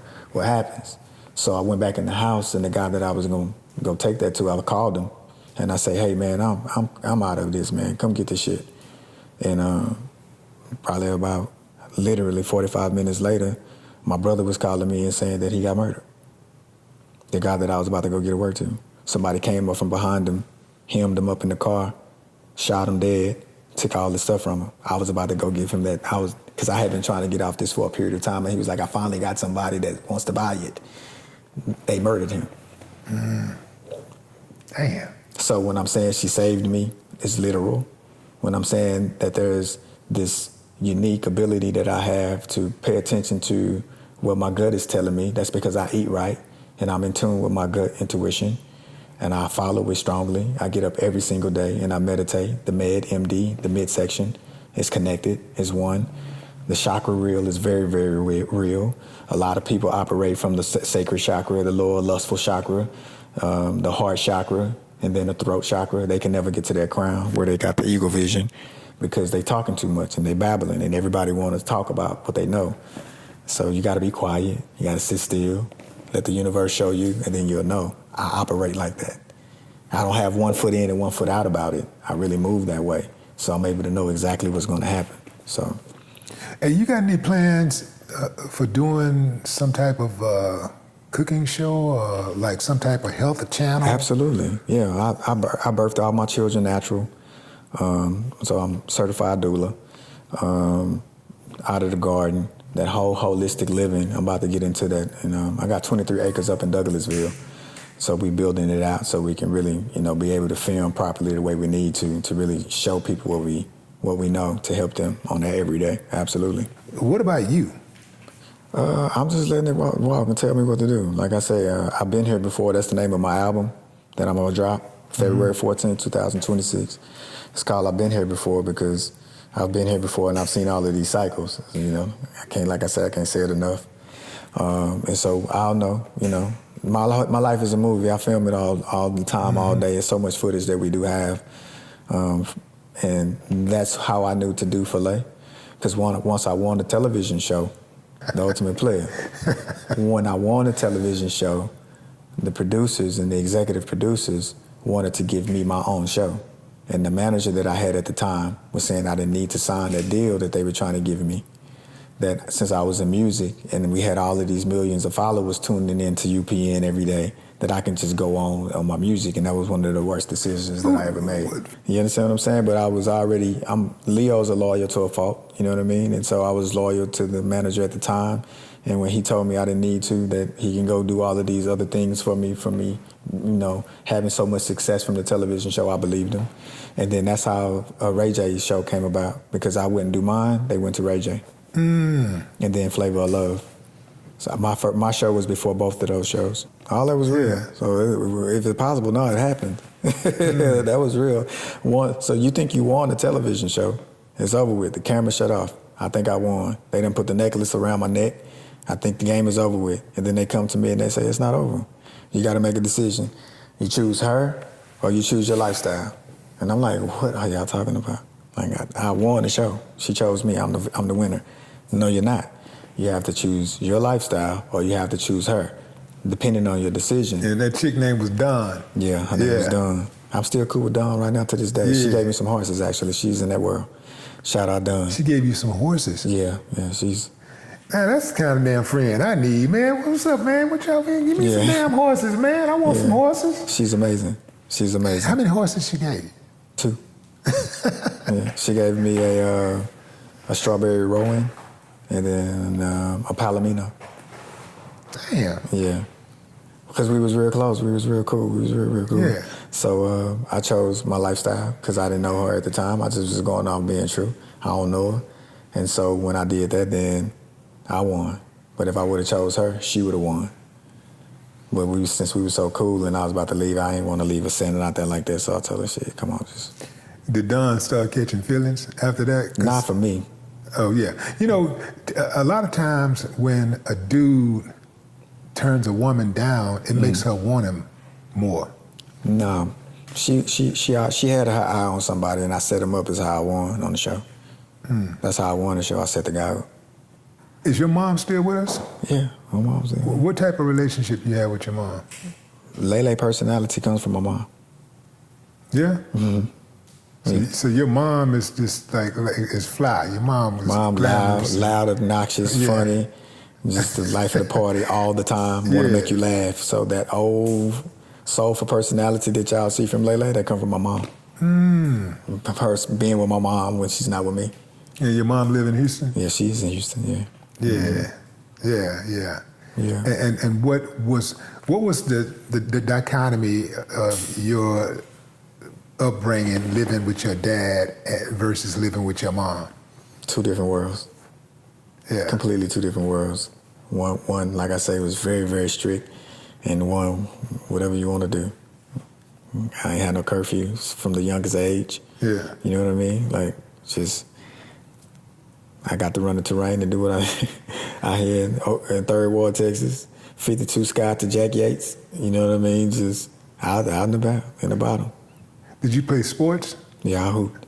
Yeah, I played ball. Yeah, what'd you play? I played basketball. I did really, really well.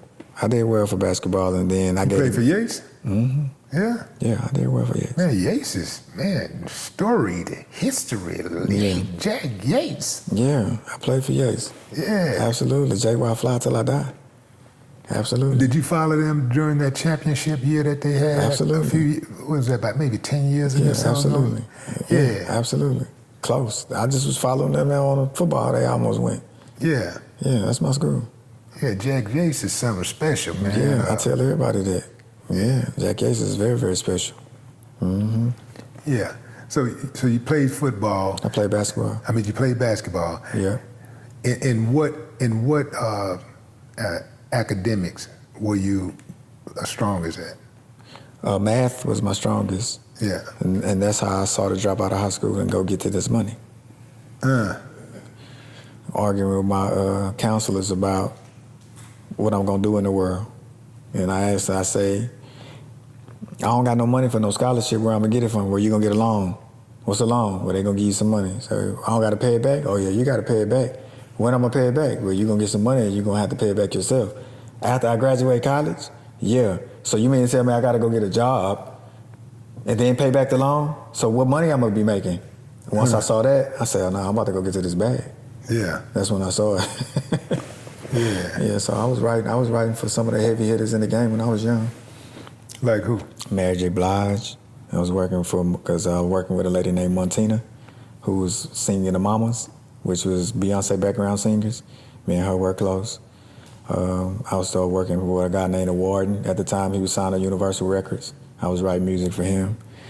And then my pen just took me everywhere. Did you get placements on the albums? No, I got paid and got my publishing too because I didn't know the game. Yeah, there was a lot of that early on. I just didn't know the game. Upgrade Year, I was a part of that record for Beyonce. Cameron Wallace, that produced it, was up underneath our management. What'd you do on that record? Same help with the beat and take it to Matthew Knowles and say, hey, this is the beat, and he gives Cam some bread and take it and we don't get no pub. You don't know the game. Yeah. Yeah, that Upgrade You was a smash. Mm-hmm. That remains actually one of my favorite Beyonce songs, Upgrade You. You know, like if you are in a relationship with somebody and they're not upgrading you, and what are you doing? And that's on either side. Oh yeah. The woman should be upgrading because you give what you got in a relationship. You know, whether it's financial or whether it's information, instructions, education, whatever it is, knowledge. You give what you got. Yeah. Right? Or even, if somebody's looking for sex, if that's what they're looking for, absolutely, you give what you got. You give what you got. And so, but a person should always, like, if you're not going into a relationship to be upgraded, you're wasting your time. Absolutely. Absolutely. I believe that to be true, for sure. You got to have somebody on the other side that has something to offer. Hey, let's get back to some of these hats that you wear. Well, at least one of these hats that you wear. You're also a personal trainer. Yeah, I was a personal trainer. And how did you get into that? Well, I had to figure out something after we had put the face paint on and got blackballed. And, we put the face paint on. We had a great run. We went on tour with N9ne. Well, let me not say we went on tour. We had a song with a group that N9ne had called Mayday. Which group? He had a group called Mayday. Oh, Mayday. And we had a song with them. And when they would go do certain dates, we would pop up and perform that song with them. And so everything was going well. We went on probably 6 to 7 dates, and then we got to Los Angeles, and we was about to do the LA date. And then N9ne people and them came out and said that we could no longer go on the date because his people think that we're trying to kill him. And kill who? N9ne. They thought that y'all were trying to literally kill N9ne? Yeah. He said that his guy that he did performances with told him that it felt like that we were just trying to set him up and kill him because, a lot of people said that we were demonic and worship the devil and all of those kind of things because they said the same thing about Tech-9. Yeah, I know. So that's why we went into that arena, And mind you, Rico is the reason why. Rico, that manager Scarface, introduced me to Tech-9. Okay. I'm laying in the bed at about 3 a.m. and Tech-9 calls my phone and was like, man, Rico done showed me all y'all music. You got to come to my show tomorrow. We got to do some music. You're phenomenal, haven't he was giving us our flowers. So that's how we got to know Tech-9 from Rico. And once he said that, we was like, what? Like, what do you mean trying to kill you? Like, you called my phone. Like, why would I try to kill you? You know what I mean? Yeah. Like this is something that we've been trying to figure out. How can we transition with this particular type of look that we have now? And especially with our demographic not going, if we're not fresh and dressing how everybody else is, they're not going to accept us. So he already had a fan base for us, so we thought we were good. We wasn't tripping on how we made a living for ourselves or how we got our art out. We created 2 soapboxes. We stood on these soapboxes, and with this face paint on, we would perform on these soapboxes and talk about all of these different topics. And then the fans was going crazy. Our lines were becoming long. Every time we would go to the show, we were signing a bunch of autographs. So I don't know if that had something to do with it, is that we were about to, if we were going to rival him, he felt that way? Because I don't know. Tech don't come across as that type of guy to me. So I don't, me either. It had to be something deeper than that.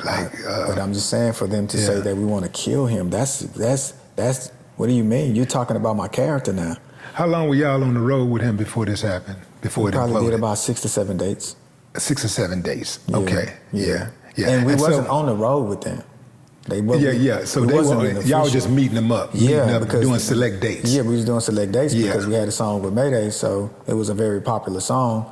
And when we would go, the fans would love it. So we was just trying to get our feet in there. We was, this was our way of saying, hey, we want to be down with Strange. Yeah. You know what I mean? Let's show the legwork. Let's show our hustle. We'll rent our own van. We'll put up our own money, and we'll travel and come do these dates because this is the demographic that we need. And we have fans to this day that are wondering where we went, and they want to know why we stopped. And that's the reason why we stopped, because that just was such a low blow. It was difficult for us to recover from. So then I went to personal training. And you go to personal training for what, to get the girls? No, I just... Come on, man, be honest. No, my brother went to the... Everybody may think that because I'm the player, right? You know what I'm saying? You may think that because it's just...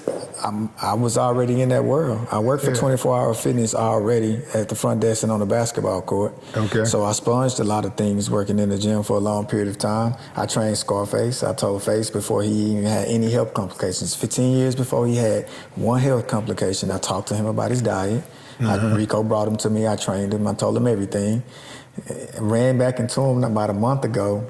I'm in James, the OG Jay Prince house, doing the same thing I do to everybody, raiding his refrigerator, telling him not to use these seasoning salts, having a conversation about health. And I actually went for Lay to see if he can get Drake on the song for me, for Lele, because we're just trying to get her career to a certain level. So I went to the OG to see if he can help me, you know what I mean, make that happen. Yeah, that would be a good look. That would be, and so from that happening, that conversation, we went over to talk about health. So we forgot all the way about what I came for, and we ended up talking about that world. And I'm only saying that to say that, personal training meant a lot to me. You know what I mean? I got several people off diabetes from actually having the pack on their person, having to have insulin, from changing their diets and getting them on to detoxing their system, changing their blood where they didn't need the insulin anymore. About 46 cases, the last I counted, from people being obese to being able to be healthy again. Like I actually went in and had a meal plan with meal prep and all of those things. And my brother went to the NBA, so I was able to train a bunch of the kids coming up in that world in basketball. And I trained some of the NFL players and some of the baddest vixens in the game. Yeah. And those vixens, did you have any relations? Man, you had to get out with one. Look, bro, you're a player. You're a player and you're a personal trainer. So you had to, look, man. Look, I'm just saying, bro. Like I ain't no dummy. So because that's one thing. That's one of my things with personal trainers is that some people might say, "Oh man, you just overreacting, you insecure." Right. Man, call it what you want, but right. I'm not sending my woman into the line. I'm not sending my woman into the lion's den. Right. I know too many personal trainers who have, relations with their clients. I know too many of them dudes that be getting down with those clients. I had like you're a great OG to me in that gym world. I had some dope OGs to come to me and say, "Hey, if you want to last in this game and you want to make your money, do not sleep with any of your clients." That's the Achilles heel to personal trainers. They told me, and so I didn't have a certification for 24-hour fitness. The general manager for the club saw me being able to pull these certain celebrities and these video vixens, and he would let me work in this space because I worked at the front desk. He would let me come in and be personal trainer for them. Then I started to get all my certifications and stuff afterwards. But he told me, he was like, "Don't do it. Once you do that, you're gonna lose. We're gonna lose. They're not gonna want to pay you anymore." Right, because they're gonna try to think they paid you back with sex. For sex, and he was like, "You're making money," and say, "Then it just takes one conversation for your rep to get out there that you're this type of person, and you're not gonna be able to get any more clients." Right. So no, I didn't. But I had a very, very close relationship with Malaya, who dated Drake. We was really, really close for about 5 or 6 years, and then she brought me Sophie, the mother of his child, and then me and Sophie became very, very close for a long period of time. Mm-hmm. Sophie, you say Sophie? Yeah, Sophie. Yeah, is the mother of his child. Of Drake's child. Yeah. Before he knew that she was the mother of his child, I was the person that she was sending the pictures to, and what pictures? Of the child, of the baby, because she didn't know. They was trying to figure out who was going to be the dad. She was trying to figure out who was the dad. He didn't want to take a test and all of those things. It was in the press. It's nothing missing that I'm saying. This was out there. Oh. You know what I mean? I just never spoke on it because, I didn't have no reason to, but I'm only saying that I had great relationships with all of these people. You know what I mean? Yeah. And since, Jazz wanted me to do the mixtape with Drake and all of those different things, and she gave me a inkling that it could be this guy or this guy. And she asked me what should she name the baby. I the one who shot her to name Adonis, and you know what I mean, because I want to look out for him. I wanted him to have a strong name. So you named Drake's child? Yeah, because Adonis. Yeah, absolutely. Yeah, Eric, and Sophie was going back and forth in the text message chain about what the name should be. Now, did you name the child before the child was born or after the child Before. was born? Yeah. She was like, "What name should she be?" Price would text her, "Sophie want to know what name should it be." I say, "Well, shoot her this name. What about Adonis?" And so he texted her, "Hey, what about Adonis?" And then she's like, "I love Adonis." You know what I mean? That's how it came about, because she didn't know who the father of her child was at the time. Yeah. Yeah. She good people? She's a beautiful person. Yeah. Yeah, she's an artist. She paints. When I tell you she's talented. So when we go to Paris, we had a key to the city. She'd take us to Rome. When I went there, we went to the Louvre. Like, we was kicking it. That was my dog. Just friends, just great, great friends. You know what I mean? From me being her personal trainer. Y'all still cool? Nah, I haven't talked to her since she got with Drake. Her and Drake are back together? No, I'm saying once she found out that he was the father, I guess he told her not to cut off communication with me or whatever. I don't know how it goes. I haven't talked to her. Okay. You know how it goes, whatever that may be. Yeah. You know what I mean? But yeah, we was friends for about 5 or 6 years, talked every day, and then to nothing. What are your thoughts about that? Like having somebody that you're friends with who maybe y'all been through the ups and downs, y'all been there for each other, and then they get a boyfriend, and then, they tell you they can't communicate with you anymore. And the reason why I ask that is because in my mind, a friend is a friend. Right. Okay, I know that we have inappropriate things happen when there's, genders, opposite genders involved or whatever in friendships, but to me, a friend is a friend. Right. So if I say you my friend, can't nobody come between me and you being friends. And if I meet a new girl and I like her, right, and she like me, right, then she can't really like me knowing that I'm a loyal dude Right. and I'm solid. Right. To think that I would cut off a friend Right. to be in this new relationship with her. Right. Especially when we start talking about a woman that I just met. Right. I just met you. I don't even know how this thing gonna go. Right. I know we having fun right now. Right. I But know you can't tell me to not be friends with somebody that I've been friends with for a long period of time. Man. I feel that same way. I feel strongly. That ain't, no. Yeah. No. I mean, it really bothered me. You know, it did. I wondered why. I had questions about it. But I never reached out to her, and I just was able to read the room, you know. Mm-hmm. I've been in the game a long period of time. I can have my multiple perspectives on what reason it actually is and be happy for her, you know what I mean? As long as she's healthy and she's moving. And if I hit her sometimes about something basic, you know, she likes to train, she kickboxes, she's still being on her healthy stuff. I hit her and tell her, hey, man, I love what you got going on. You look good. And she'll respond back, thank you, you know, something smooth. Yeah. I'm pretty sure she just wants to make sure that she doesn't have any type of conflict or any type of, you know, something getting out that she dealing with any type of guy to mess up a relationship that she may have with Drake. Yeah, I just look at it like this person is tried and proven. This person I rock with, and we're friends. We're really friends. We've been here for each other. Whoa. Absolutely. And somebody else come in, I cut this person off, not really knowing how this is gonna turn out. Yeah. I know this is solid. This is tried and proven. Right. This person comes in, I don't even know if this is gonna work out or not. And we ain't been through none of what we've been through. Yeah. But, you know, I cut this person off. And then that don't work out. For this person, this don't work out. Yeah. Now, how do I look going back to this person? Hey, what you doing? Yeah. What's going on? Yeah. Hey, let's link up. Right. If I'm this person, right, in my mind, I can't trust your ass. No, not at all. I can't trust you. If I'm this person over here, I'm like, nah, you fair weather. You know, like if things going good for you, if you think you got a better situation, you'll cut me off. Yeah. I can't rely on you. Yeah, but that's how I came up about the album when I did Living Off Vicious Evil Love. Because then you look in the world and you start to see it all over the place. You see, you know, the world where they'll bomb you. You can go back and look at what happened to Hawaii and just all of the things that happened in the world with 9/11 and just one day you wake up, there isn't COVID, and now you can't go to the grocery store. You can't, you know, all of these different things, and you look across the board, and where is there actually real love at? You know what I mean? Everything is based off of condition.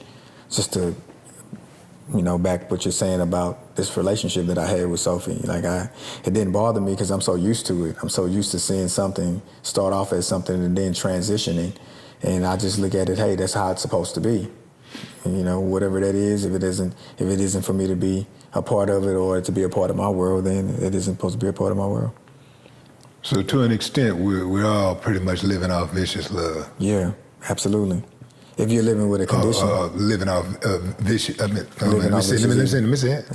Living off vicious, hold on, let me get the E. What I'm tripping on? Living off vicious. Evil. Evil, yeah. Evil. We're all living off vicious evil. Yeah. So from that project, I was able to see, because like I say, when I'm doing music, I have to really be experiencing something in order for me to go into the lab. You know, with Quailio, it was so much going on in the world with religion and the health department and entertainment and just the hood with crack cocaine, just all of the things. We had a devil's advocate perspective where we call it truth or dare. Truth will have a perspective, you know, and then I'm there. I got my perspective. So me and Price did OJ really kill him? Let's have a conversation about it in our artistry. It's what we did on one of our songs. OJ did it, no he didn't. OJ did it, no he didn't. Should you text and drive? Texting and driving. You know, we were real into the artistry of concepts, not just the same topic. And so when all of the fans would hear this, they would go crazy. You know what I mean? Like, I dropped a song called Kill My Brothers. I dropped that song at noon on a Tuesday. At 2 o'clock on my YouTube, it was up at 400 and something plus views. It was moving. Damn. It was moving so fast. That's a lot of views. And then then they took it off. I got an email saying that it was some type of copyright infringement. And I went and had this produced by O.J. Barker. So it was no sample of anything. It killed the whole momentum just because it was. You didn't appeal it? I did. I appealed it and everything, and it got denied every time I appealed it. Because the subject matter of that song was so positive, and it was questioning everything that was going on. Did you mention COVID? No, this was before COVID. Yeah, this had anything to do with, this was before COVID. It's just a roundabout perspective of, what they're doing to my brothers. You know what I mean? Just around the board. Very creative, very, very great song. It went crazy. The fans, they ask me to this day, where is Kill My Brothers? Why didn't you drop it? It never got to. It's like they banned it. They wouldn't let me put it out. All right. In the spirit of revolution, everybody go look up "Kill My Brothers." There's no way. Right I gotta re-upload it. You gotta upload it somewhere. I gotta go figure out a way. I mean, it's already cleared through OG Parker, so I just have to, that enrich the song. Maybe put it on Spotify or something. I'll figure it out. You'll help me. Yeah. Yeah. You got to get that back out there, man. Yeah. 400,000 views in 2 hours on 2 YouTube, hours. man, or anywhere. It really is. Yeah. Man, that's incredible. That's a lot of views. And this is right after we did all of that movement with N9ne, and N9ne put us on his album, and we grew our fan base, organically from having us. We was on Paul Wall's album when Kanye West was on his first album, Sitting Sideways. We were on that album from Swish House. So we did some work. You know what I mean? You know what I'm sitting here thinking about, and comparing. I'm making a parallel between your career and my career, where at times where it seemed like I was right there on the cusp of doing something great, yes, and it just fizzled out for whatever reason.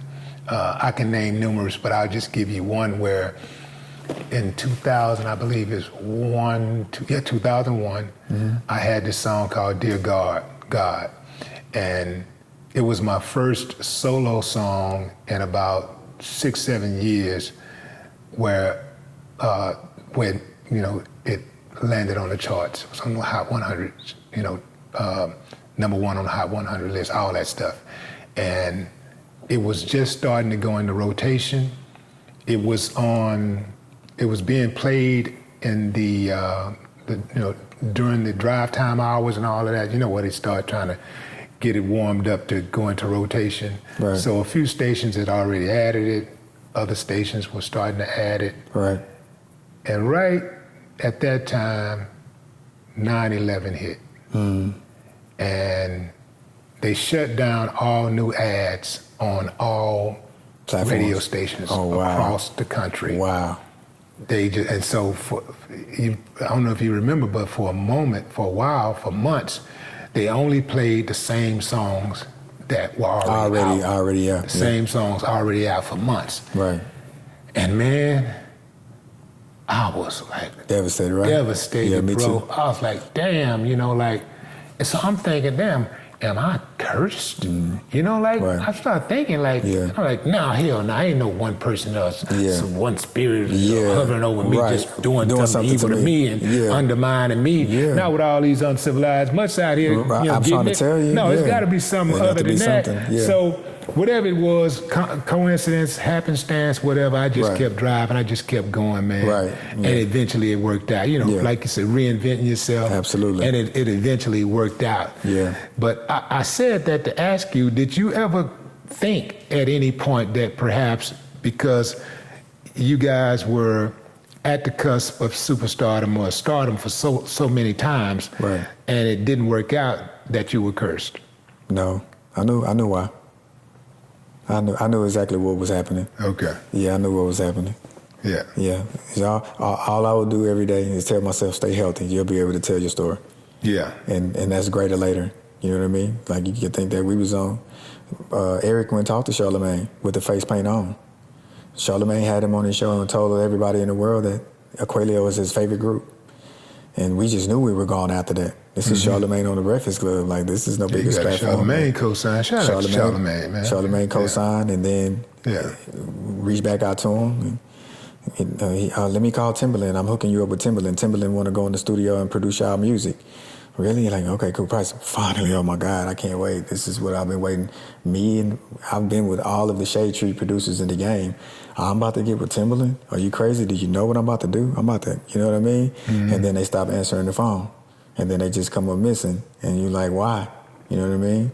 To the point, even when Lay went and did the Breakfast Club for Charlamagne, have you, just off your own memory, as you watched the Breakfast Club and you've watched interviews with Charlamagne the God, have you ever seen him get up and walk out of an interview, mid-interview?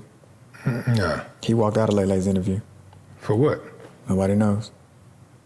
He had to go use the restroom. That's what they say, but he never came back. It was one of those type of visits. Yeah, well, we walked out and he was in the line. He was explosive. Now, this was a long period of time. You know what I mean? Yeah. Like, it's something to it. You know, we can play devil's advocate all day. I mean, I have my perspective on what I think it is. I keep that to myself. But if it was something more sinister, they would have never invited her on the show in the first place.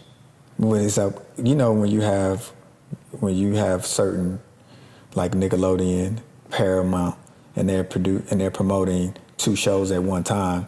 That's how we were able to get in. You remember what I'm talking to you about? When one door shuts you, the universe redistributes and it opens up another way, where that's how we was able to get on.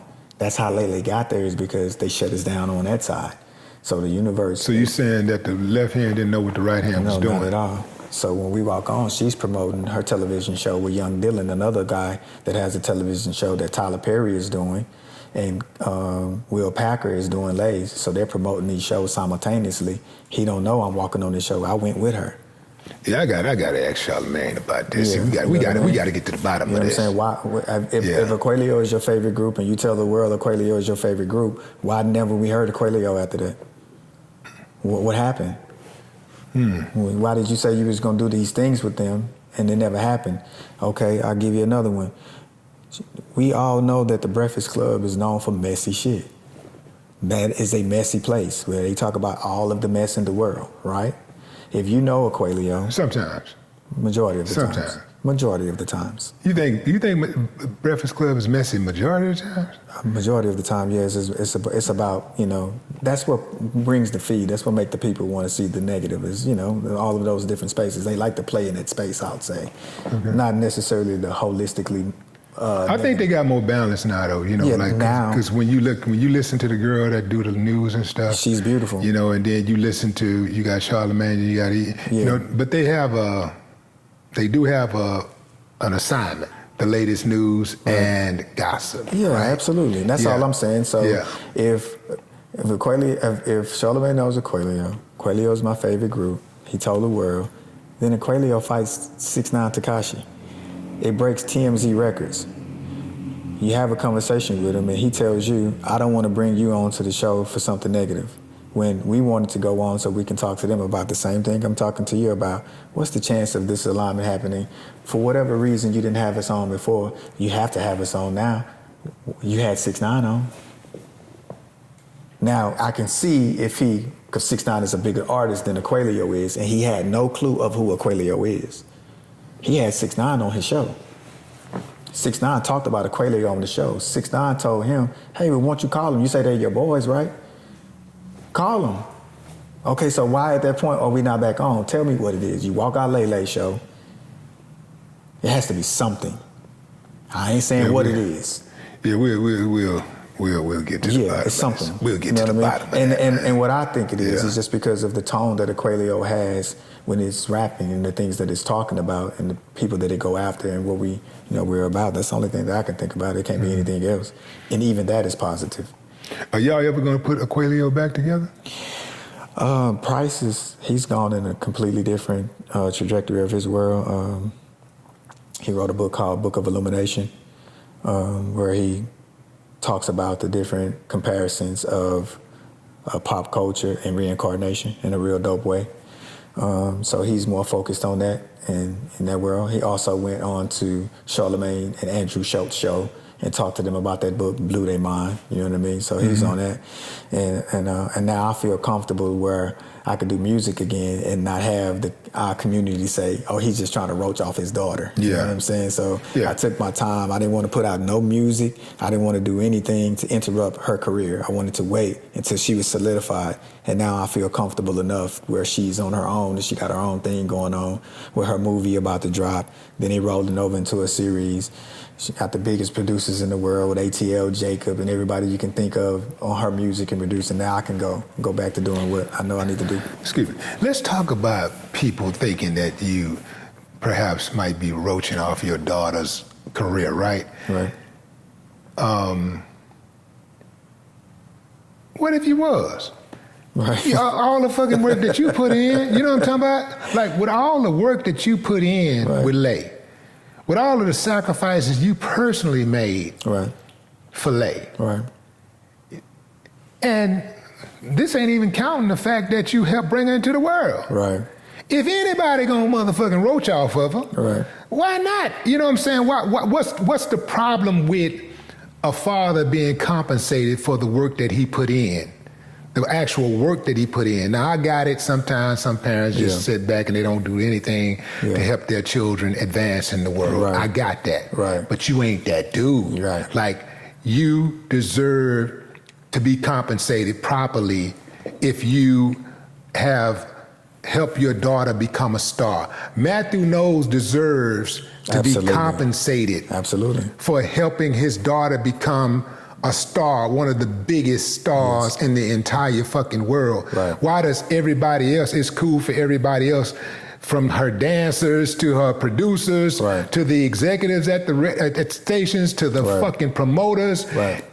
the clothing designs, the Right. cosmetics Right. companies, everybody eating off your daughter. Right. But you can't eat with your daughter? Right. Fuck that. Now, y'all, you want to get into semantics and you Right. want to say, well, eating off, eating with, fuck it, however you want to put it. Right.